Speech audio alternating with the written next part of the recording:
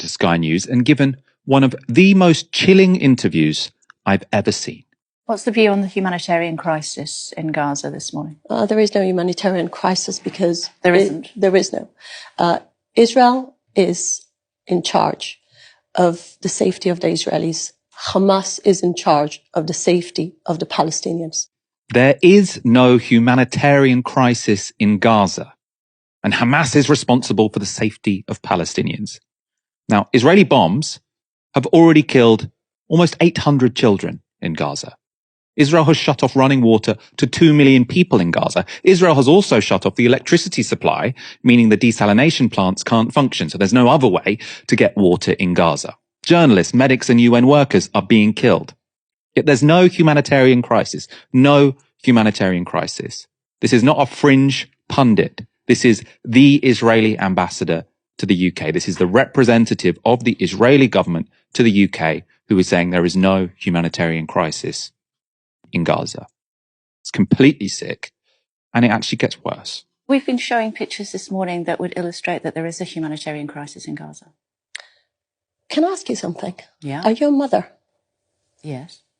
What would you think if your children would have been executed in front of your eyes? Would you expect your government to think about those Nazis committing those crimes and to say, wait a second, first of all, we need to protect the enemy, and then to protect my children? Your children come as priority to your prime minister.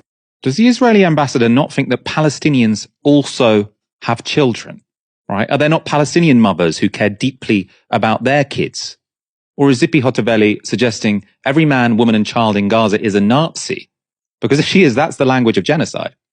No, when Vladimir Putin says that kind of thing, our whole media rightly says that's the language of genocide. When he says Ukrainians are Nazis, so they're fair game, we think that's the language of genocide, and the mainstream media thinks that's the language of genocide. When an Israeli ambassador says it, that's normal. That's normal. That's sickening. That's disgusting. Let's go to another moment in the interview. Never in the past we had such a clear-cut war of good versus evil, of people that are slaughtering babies versus people that are protecting their children in a shelter. Everyone saw the Israeli parents protecting the children in the shelters, and everyone saw the horrific footages of those beheaded babies, this horrors that created by Hamas terrorists. So this is such a clear-cut war. Now, we haven't all seen footage of babies being beheaded, right? No international media outlet has confirmed it happened. It's not a question, if no babies were beheaded, that means what Hamas did was fine. Absolutely not. But if you are the Israeli ambassador, right, then when you are going on the television, you should say stuff which is verified, which has evidence. You can't just go on there and say, everyone has seen this, when no one has seen this, right? Or maybe someone in the world has seen it, I don't know, but no international media has verified this, which means that I've got no reason to think it's true, right?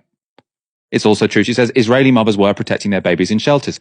That was awful. These are awful things. I have every sympathy for Israeli mothers sheltering their kids in shelters. Does Zippy Hotovely not think Palestinian mothers also protect their babies when they are being attacked, right? It's not just Israelis protecting their babies. They're also Palestinians protecting their babies, right? They're less likely to have shelters, in fact. And they are being bombed by one of the most powerful militaries in the world, day after day after day after day. Again, remember, this isn't just a fringe pundit on right-wing TV. This is Israel's official representative to the UK.